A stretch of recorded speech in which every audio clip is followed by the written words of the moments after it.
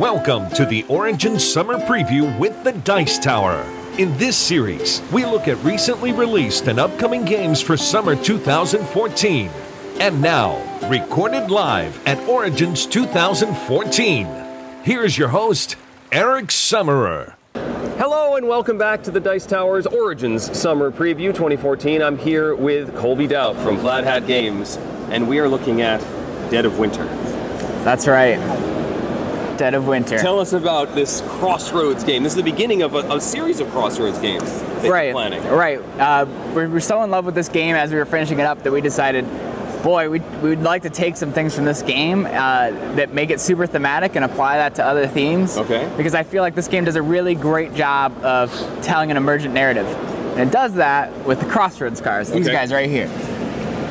So each one of these cards at the top will have a trigger effect.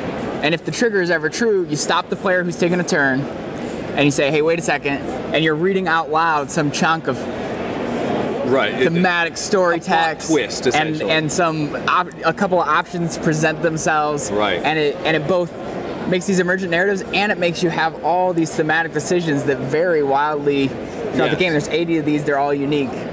They don't all trigger every game, and so your games change. And we have a crossroad card generator on our website, so if you don't where you can go in and make more, or find the top-rated crossroad cards from fans. Wow. So that's kind of the crossroads part of the game. Right, and it keeps another player totally focused on your turn because at the top it says if this happens during the other player's turn. So you're sitting there looking at them, waiting, where are they going to move? What character are they going to use? That was actually the original reason for doing it. It was like, how can we engage somebody outside of their turn to kind of lessen downtime a little bit, and it just turned into our favorite part of the game. So. Very cool. All right, so what are we trying to do in Dead of Winter? What's the plan? So in Dead of Winter, you're trying to survive the winter and the zombie apocalypse all in one. It's a game with zombies, but it's not a game about zombies. It's like some of our favorite zombie fiction. They're there as an antagonist, but it's about the people and survival. It's about more the relationships, resource management. Right. You're having to collect food. You're having to keep the waste cleaned up. You're having to keep the colony supplied with various weapons to take care of the zombies, or with medicine, or etc. Crises are coming up each round that you're having to deal with, and then on top of all of that, you all have a secret objective, and this is kind of the core of the game. It's why it can only exist in tabletop. It's a good argument for why tabletop games, if you're into video games.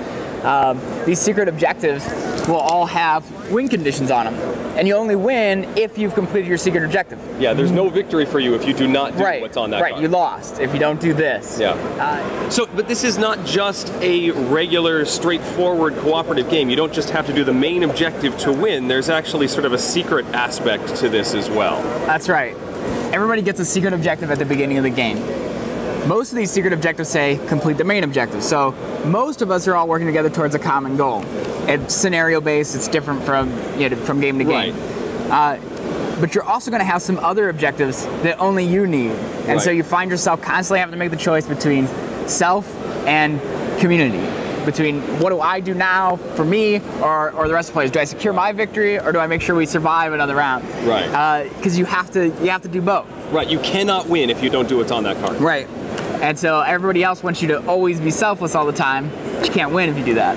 And so there's this push and pull between players and personalities, and then to really throw a wrench into the whole works, and there's about a 50% chance each game that one of these cards is going to be a betrayer, and somebody at the table really does have bad things in mind for the colony. Various deeds ahead. And the trader's an interesting role in this game too, because you can't just go out the gate gunning as the trader. You have a bunch of objectives you have to complete and then see the colony tank. So tanking the colony too soon is a bad idea as the trader, which also adds to the whole and plus trying to figure out the mystery of whether they're in there or not. I got a chance to play this last night, and we didn't know. We spent the whole time sort of cagey, very wondering whether we actually had all good guys in the group.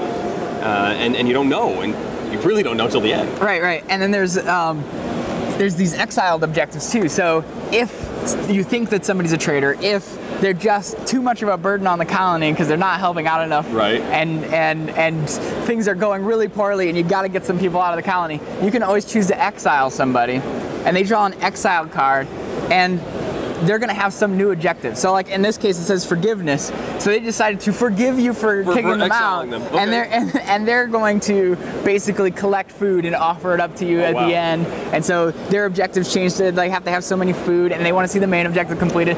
So this might be vengeance. You might like all of a sudden hate everybody in the colony and just start gunning for them. So you don't know what's going to happen when you exile somebody. And if you exile 2 non-betrayers, morale drops to 0. Yeah. So we're really excited about that too.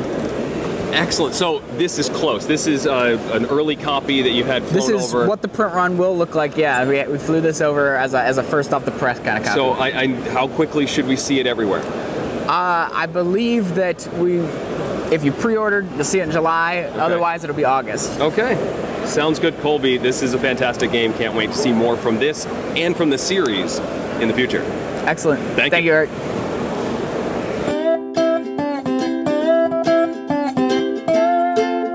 Thank you for joining us today. We hope you join us for the rest of our summer preview videos. We'd like to thank Gamma and Origins for making these videos possible. And we hope that all of you have fun gaming. See you next time.